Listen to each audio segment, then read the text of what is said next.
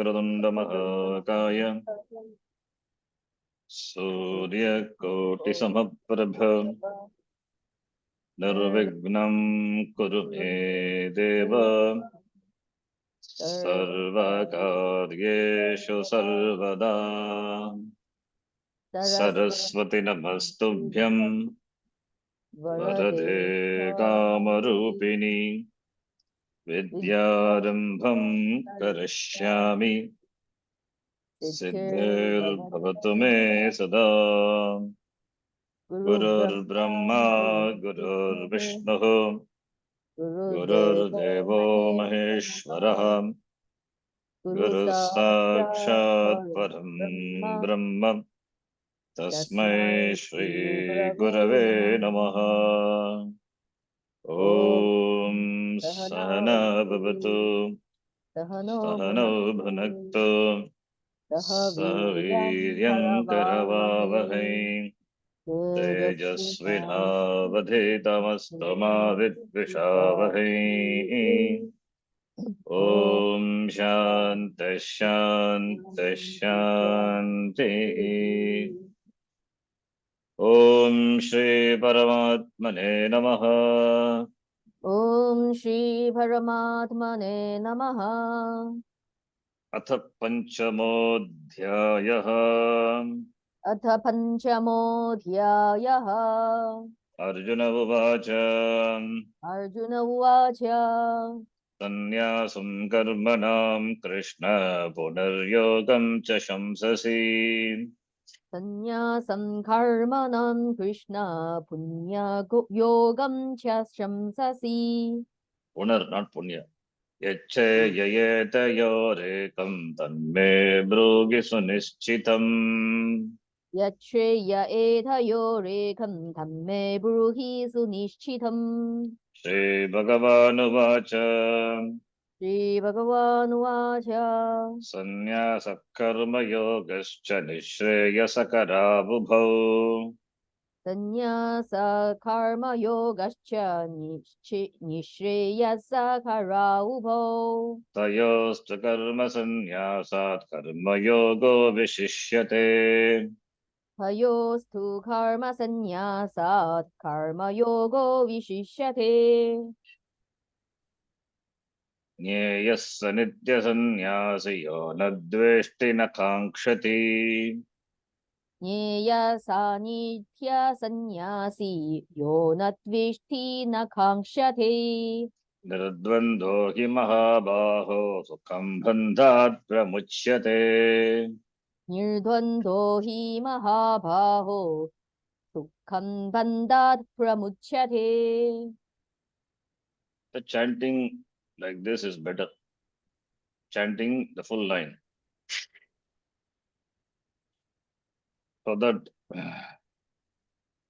the meaning is complete, meaning is clear and complete. Otherwise, I saw one shloka here, the fourth chapter, which we saw.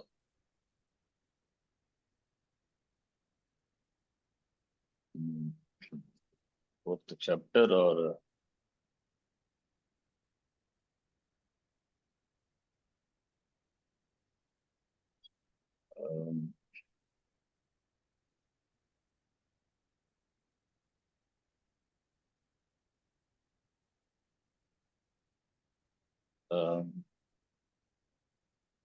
somewhere I saw that meaning would be complete only when we chant the full line. Offline means that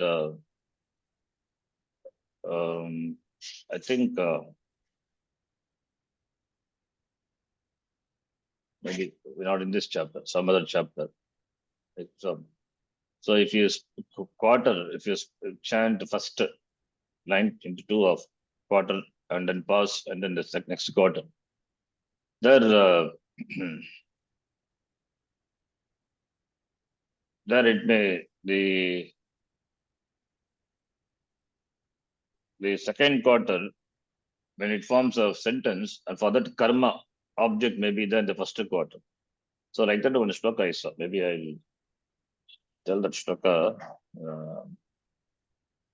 later, maybe in some chapter. I think in this chapter or previous one. I don't remember anyway. Or in the 7th chapter. Just a minute. Some chapter. Um,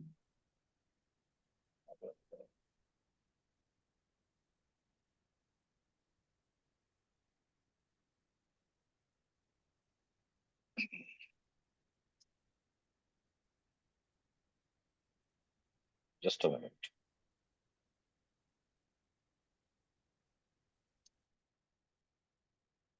Okay, I will tell you later that shloka. So then when I was reading that shloka, chanting that shloka, then I thought, okay, it's better to chant the full line. In fact, the tradition, some people, they say they should be chanted full line. The setting this into a particular tune and first quarter, pause, and second quarter, they chant. That is also okay, but full line to chant is better. That's why I changed the tune now. So we'll do like this.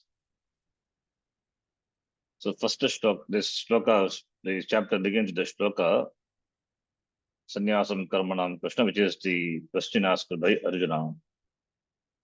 Sannyasam Karmanam Krishna, Pararyogam Chashamsasi. You praise both sannyasa and karma. So you tell me for the firm, which one is Shreya, which one is Shreya better? Then Bhagavan said, Sannyasa Karma Yogascha, both are meant for Nishreyasa, that is moksha. Among them, compared to Karma Sannyasa, Karma Yoga is Shishyate better. That is Karma Sannyasat, Ashrama Sannyasat, Karma Yoga, Grastha is better. In the Grastha following Karma Yoga is better. Karma Sannyasat. For the one who is unprepared, that is to be supplied, important. The one who is not prepared, for that person, Karma Yoga is better. Vishishyate. In fact, there is no difference between a Karma Yogi and an Ashra Sannyasi. So may you know the Karma Yogi to be a Nitya Sannyasi. Yaha na dveshti na kankshati.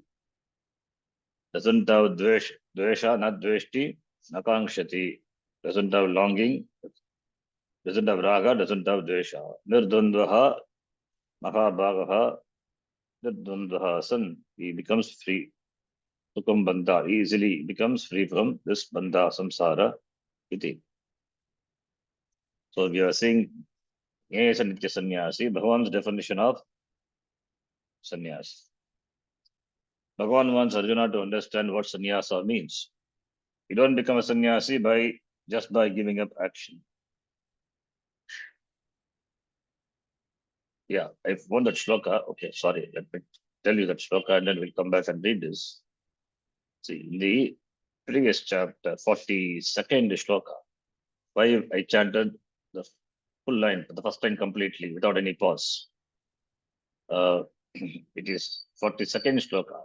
Chitvainam samshayam yogam tasmadajnana sambhutam Stamyanasinatmanaha, because after the first quarter, Tasmadajnana sambhutam.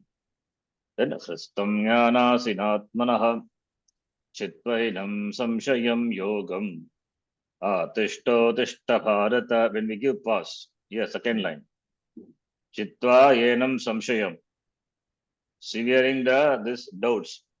Then samshayam chitva. Chitva for that karma is samshaya. Clearing the doubts, cutting the doubts, chitva yenam samshayam. Not yogam. Yogam is a karma for a bharata atishta, yogam atishta. May you follow yoga. Yogam is a karma for the kriya padam atishta. May you follow. Therefore, yenam samshayam chitva, yogam atishta. Therefore, yogam and atishta, they go together. Chitvainam samshayam yogam. And there you give pause. Atishto, tishta bharata, atishto, then you stand separately.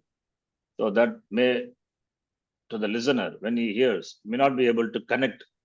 But if you chant the full line, Chitvainam samshayam yogam atishto tishta bharata, yogam atishta, that without any break we are doing there. Therefore, atishta can be Yogam can be connected to Atishta. That is why chanting the full line is better.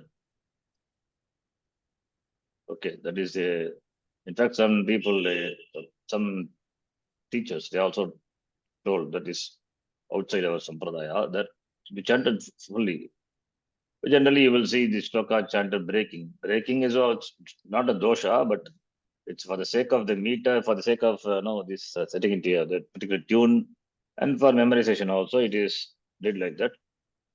But you can chant one full line. Anushtup chandas. Chitvainam samshayam yogamatishtot. Chitvainam samshayam yogamatishtot tishta bharata. That is, you can do like that. That's why we change the tune now. Okay, Bhagavan's definition of sannyasa. Bhagavan wants Arjuna to understand what sannyasa means. So sannyasa doesn't mean simply giving up action, not just kevala karma tyaga. Kevala karma tyaga, the sannyasa ashrama is the lifestyle. That is not moksha. That is the lifestyle meant for moksha. As karma yoga lifestyle, this ashrama lifestyle is meant for moksha. Similarly, therefore, you don't become a sannyasi really, jnana karma sannyasi, by just giving up karma. Even though by your appearance, people may look upon as you as one. Because sannyasa you are taken, therefore people may look upon you as one, but you are not a sannyasi. If the inner preparedness or maturity that characterizes a sannyasi is not there, therefore that's why sannyasa is difficult. Because people have taken sannyasa doesn't mean that all are jnana karma sannyasi. They are also karma yogi only, giving up karma, that is Veda, right?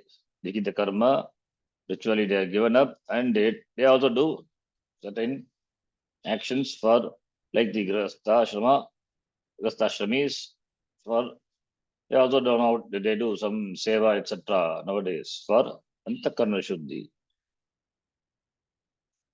So that taking sannyasa, they prepare.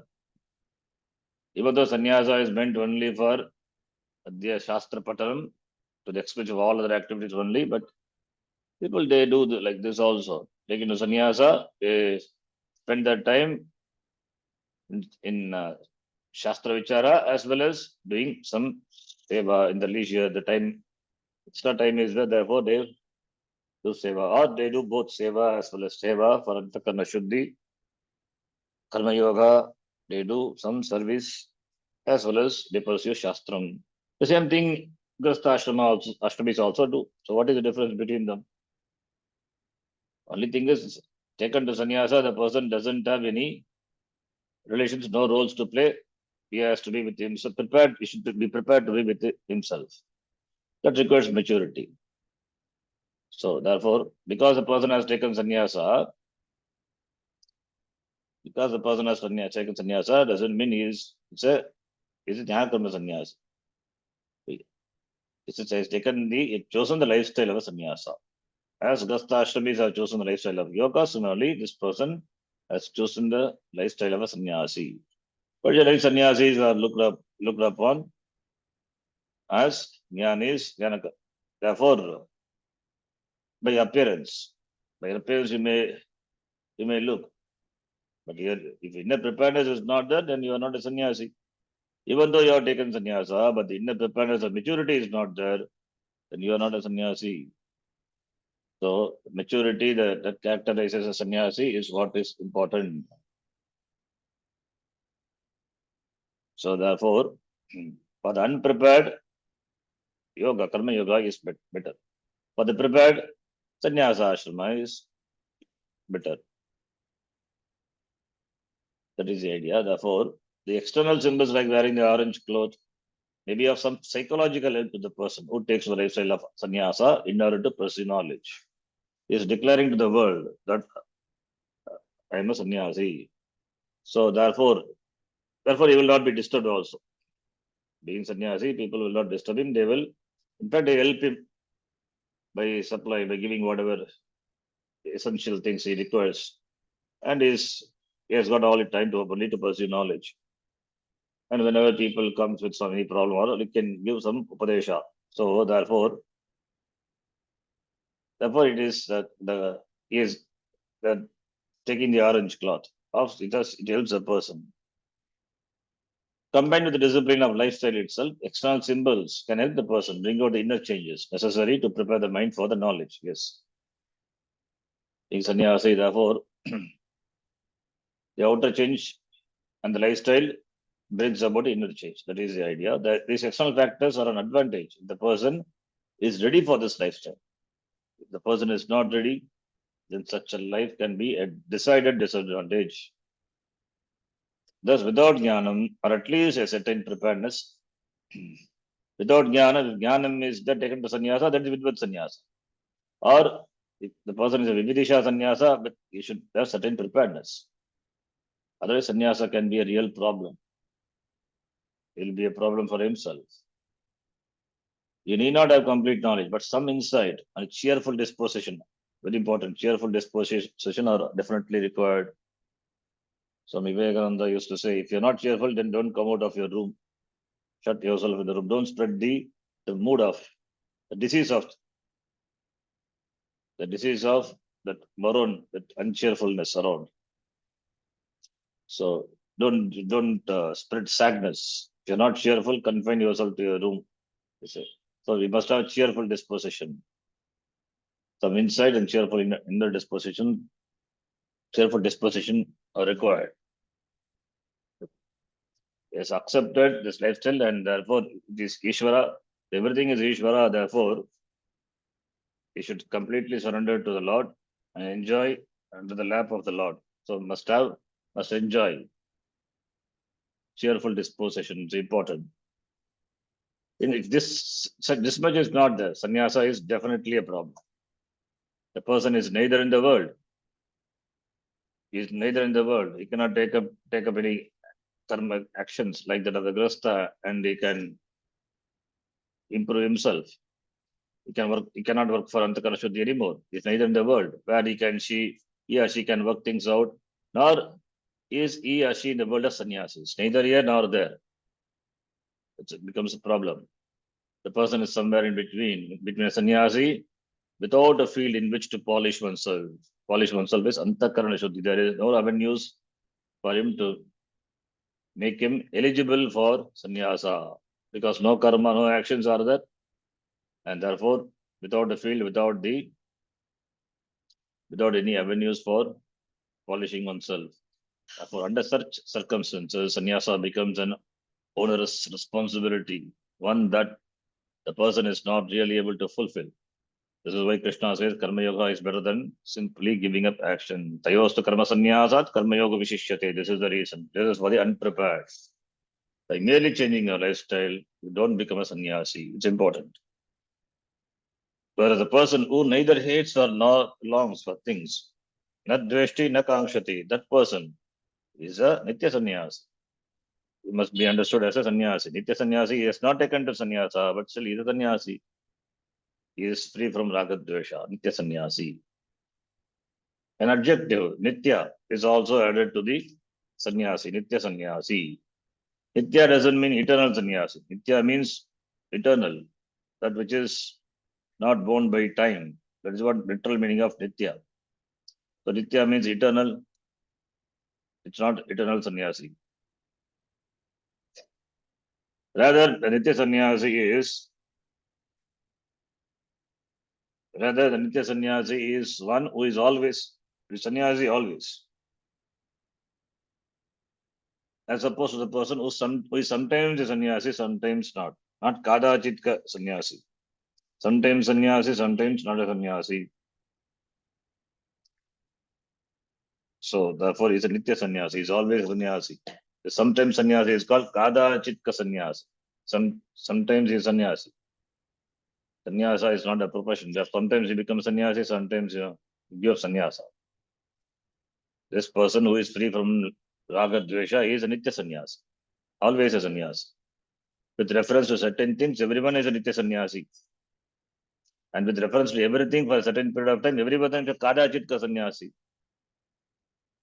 For example, with reference to balloons, spinning tops, and Barbie dolls, you are nitya sannyasi. Now you are grown up. Therefore, you are nitya sannyasi. You don't have any longing for it. In fact, with reference to a lot of things, your loved ones without which you could not live before, now That time they were so important to you. Now which you have completely grown out of, therefore you are Nitya Sannyasi. You don't have raga for it, neither raga nor dvesha. You did not give up these things. You simply grew out of them. If you had given up them, yeah, if you had given them up, you would still be attached to them. So not given up, you have grown out. You have grown out of all these toys and things. But if you have grown out of them, you no longer think about them. Let alone talk about your having given them up. If a man says that he has given up a title and a job, for example, it is because the person has only given them up. He has not grown out of them. So that is growing out is important, not giving up. Even though we say tyaga, it is growing out. Growing out shows maturity. Tyaga implies a person may not be mature. So sannyasa is difficult for the person who has simply given up. But sannyasa is natural for the person who has grown out of. Therefore, with reference to this Barbie dolls, balloons, etc., we are Nitya Sannyasi. A taste for or a value for that which has been given up remains in the mind. That is why the person talks about them. The second chapter itself is Rasavajan Vasopyasya Param Dashta Nivartate. The taste for that still lingers in the mind. So therefore, it shows the person has not grown out of certain things. No one ever says, I gave away the garbage the day before yesterday. Tyaga, giving up the garbage. You simply leave the garbage out and forget about it. Don't climb even after that. In fact, you climb, that is not mine. If, however, you still talk about the garbage, then you still have a value for it. The garbage has no value, therefore you don't even climb. I mean, therefore, even if, therefore you just give up. You don't want to climb even. But if the garbage has got certain valuable, then you climb. So therefore, giving up the garbage is not a tyaga. It is not required, therefore it is thrown. Similarly, the person grows up, the ashrama, Agastha ashrama, which has done the purpose. It's not like a garbage. It has done its purpose. Therefore, it gives up. It grows out. So that is what sannyasa is. Like a flower gives up its state of the being a bud. Then it blossoms. Blossoming involves the giving up of the status of being a bud kalika. Before it's a fully blossomed flower, it was in the bud stage. Bud stage has to be given up to become for the flower to become a blossomed one. That's a growth. Similarly, therefore, the person has to grow out. Similarly, when anyone talks about what he has given up, it means the person has still a value for it. Tyaga is growing out, not holding on to that Katritva Abhimana. I have given up. It means that shows the person has a value for it. He has literally given up, but not mentally. Physically given up, not mentally. Whereas you don't say, I have given up spinning tops, balloons, and dolls because you have grown out of them. Nobody says, I given up. Nobody says I'm a sannyasi with regard to all these things. If you have only given them up, you'll be afraid to face them because they still remain tempting factors in your life. So therefore, there are many such tempting factors in life. If you physically give them up, therefore the person is yet not ready for a sannyasa. So being tempting objects, you are not free from desire for them, and therefore you cannot face when you just give them up. Naturally, then you have to keep away from them to protect yourself from them. Like a plant is protected by fence till it becomes a big tree, huge banyan tree. Similarly, you have to protect yourself from them. If, however, you have grown out of them, you have neither hatred nor longing for them. Ramakrishna Paramahamsa gives an example. A plant, when it grows, it requires fencing. Once it grows up, you can tie goats, cows, everything. You can tie everything. You can you can tie to the trunk of the tree. The tree will provide shade for them, food for them.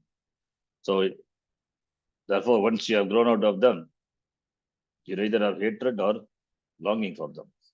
Thus, with reference to a number of things, you are a Nitya Sannyasi. But with reference to other things, you are not a sannyasi at all. So here we are talking about the person who has neither raga nor dvesha, therefore Nitya Sannyasi. As long as there are things without which you cannot live, you cannot call yourself a sannyasi because there are things that still bind you and upon which you depend for your sense of well-being. Therefore, you are not a sannyasi. Even though you are a sannyasi with reference to a few things, you are not a sannyasi. If you are not a sannyasi with reference to all things, I cannot call you a Nitya Sannyasi. Important sentence.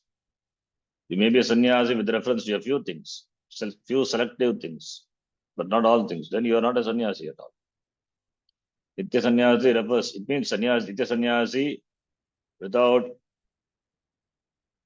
a roof above the head, without anything, nothing in his possession, no preferences, nothing. Kopinavantaha, Kaluvahagyavantaha, he just lives in rags. He even doesn't have Diksha Patra, no possessions, nothing. And no regret also. He enjoys. Shrotriyasya chaka makatasya.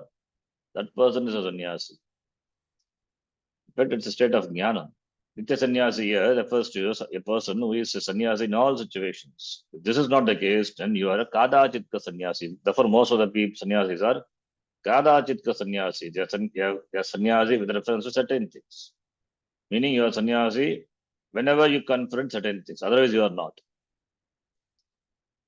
There are also times where when you can be a sannyasi with reference to everything, moments when you are totally free, when you don't need anything.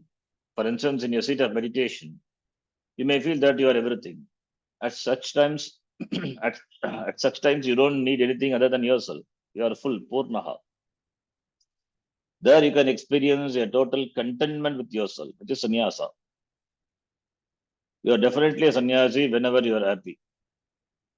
The world doesn't seem to have anything to demand your attention, which is exactly what is meant by sannyasa. So you're definitely a sannyasi when you're happy, but a sannyasi is ever happy. It doesn't depend upon the world. It doesn't depend upon the world. And the world also doesn't seem to have anything to demand his attention. He's least bothered about the world. That person is a sannyasi. There is no longing or hatred, no raga, no dvesha. At that moment, you're a totally free person. Then who is a sannyasi? Sannyasi is a free person. He's a free person all the time. Everyone is a sannyasi in this way occasionally with reference to everything. But being only for the moment is a kadachitka sannyasi, not nitya sannyasa. But now in this shloka, nitya sannyasi, he says, is sannyasi all the time. He is free, totally free. Then who is always a sannyasi, nitya sannyasi? The one who neither hates nor longs for anything. The world has no attraction, and and towards the world he has no aversion also. He has nothing to gain from the world, and he is not disturbed by the world also. One can long to avoid things and also to have things. Pravritti and nivritti. Avoiding things is as binding as having things. That is why raga and dvesha, both are longings. However, when one wants to avoid things, we don't call it longing, we call it by the word dvesha. But it is another form of longing only. Dvesha is another form of longing like raga. Raga is wanting to have things. Getting things is raga. Getting rid of things is dvesha. Both are binding. The dvesha is nothing but a form of raga only. So these two, the dvandva, this pair of opposites binds a person. But Nitya Sannyasi is one who is free from this raga dvesha dvandva. Nirdvandvaha iti. Referring to the sannyasi, Nitya Sannyasi. The sannyasi is not bound by raga and dveshas, meaning that he or she is not under the spell of likes and dislikes. Only such a person can be called a Nitya Sannyasi. To be free from raga and dvesha, with reference to everything, means that you are not affected by the presence or absence of the given thing. The presence of the thing doesn't disturb you. The absence of the thing also doesn't create any lack. That person is a sannyasi, nitya sannyasi. You are not overwhelmed or afraid in the presence of something, and you don't miss something when it is not there. Escapism is not sannyasa. Escape breeds weakness, not strength. Sannyasa is not just simply giving up duties. It is very easy to give up one's duties, especially those that are cumbersome and difficult. In fact, one's tendency is to avoid them. You always want to escape from any situation that is painful and or difficult to handle. Therefore, sannyasa can become an escape route. Sannyasa can become an escape, but no one becomes strong by escaping situations. Only by facing them do you become strong. In order to make you strong, only Bhagavan gives such situations. So, therefore, not for escaping. If you escape from such a situation, then you will be caught in some other situation. You cannot escape. So, escapism, for escape route, it's not sannyasa. Escaping, you necessarily become weak. You may think you have avoided something, but in fact, what has really happened is that you have lost something, your strength. That is supposed to give you strength, make you strong, but you have lost. Therefore, escapism makes you weak. Escape means you have yielded to the enormity of the problem. By running away from the problem, no matter how enormous it is, you become weaker. Escape has another disadvantage. Another disadvantage in that in the future you will find it necessary to run away from lesser problems. Yes. So with each escape, you lose the strength you would have gained by remaining and facing the problem. So you become stronger with every problem you face, whether you are successful or not. Therefore, Bhagavan wants Arjuna to know that one doesn't really grow by running away from duties, by giving up duties, running away from the duties. Therefore, running away from Gurukulam will not solve the problem, even though it is painful. However painful may be, by running away from duties, one doesn't really grow. Nor does one become a sannyasi in the real sense by running away. The running away is because of the fear of facing the problem. So fear of facing the problem, it takes to sannyasa, which it's supposed to be, it is supposed to be taken by a fearless person. Sannyasa means embracing death. So Vivekananda says sannyasa is embracing death. One has to be fearless. He is afraid of situation taken to sannyasa. And sannyasa, which is supposed to be the state of fearlessness. How can he embrace fearlessness when he is afraid of such petty situations? So therefore, one doesn't become a sannyasa in the real sense. In fact, giving up the duties that are to be done, kevala karma sannyasa is exactly what is not to be done. Yes, just by giving up karma is not proper.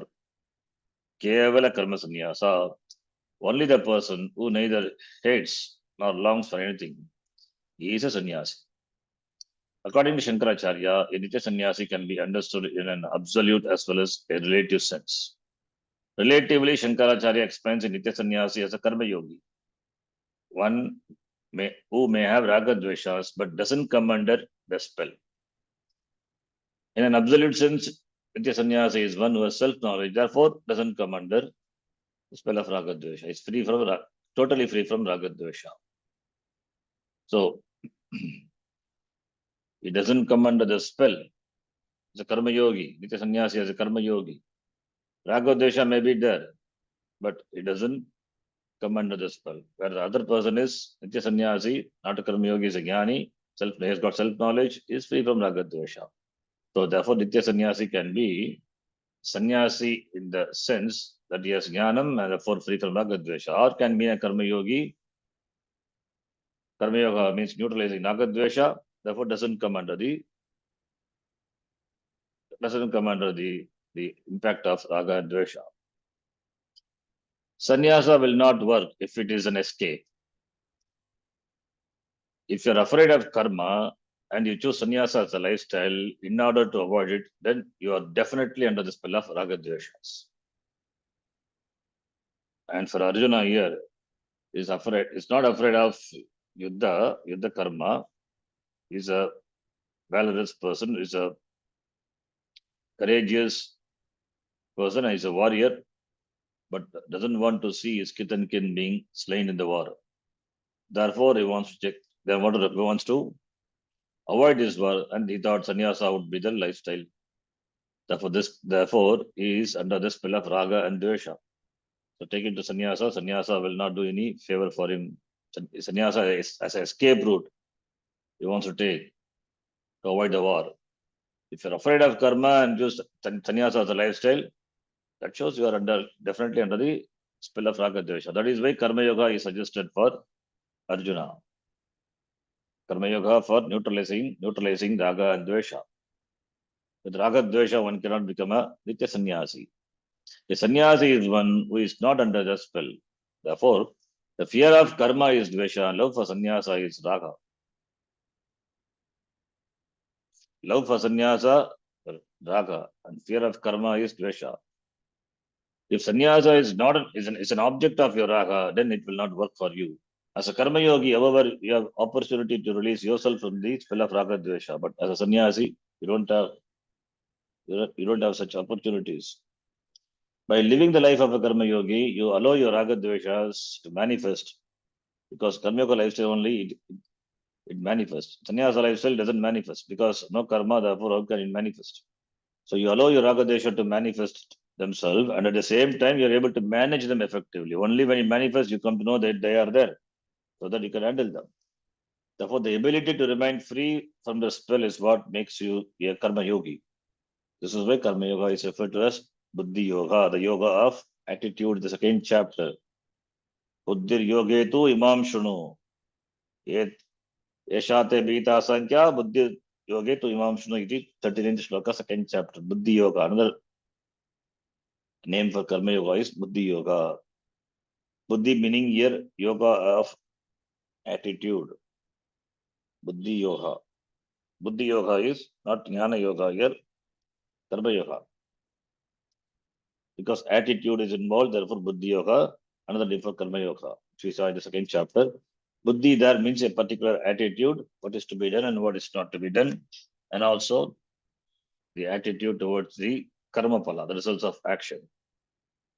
Towards the results of action, there is an attitude called prasada buddhi, ishvararpana buddhi, with regard to what is done and with regard to what comes as the karma phala, prasada buddhi, wherein whatever comes is looked upon as prasada, as a gift from the Lord. With reference to action itself, you conform to dharma, which is looked upon as ishvara. Dharma is ishvara. Therefore, ishvararpana buddhya karma, kartavyam. This attitude is called Ishvararpana Buddhi, an attitude of offering actions unto the Lord. Therefore, the two Buddhis, two attitudes, Prasada Buddhi and Ishvararpana Buddhi, that's what constitute Karma Yoga. This attitude, maintained in the midst of activities, makes you a Karma Yogi and makes you free from the spell of your Raga Dvesha, then you are Nitya Sannyasi. There is no problem once one is a sannyasi, even relatively.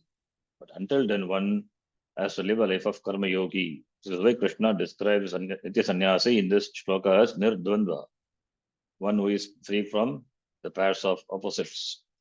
Opposites here stands for ragadvesha, pleasant and unpleasant situations, success and failure, jaya, ajaya, labha, alabha, all the pairs of opposites. All such situations are called dvandvas, pairs of opposites. These dvandvas are always there, and because of your raga dvesha, it can guide you. And if you are nitya sannyasi, you will not be under the spell of raga dvesha. Therefore, mastery over likes and dislikes. The one who has mastery over likes and dislikes by following karma yoga, that person is a nitya sannyasi. We will read this next class. Om Purnamadav Purnamidam Purnat Purnamudachyate Purnasya Purnamadhaya Purnamevavashishyate Om Shanti Shanti Shanti Harihi Om Shri Gurubhyo Namaha Harihi Om Dhanyavadaha.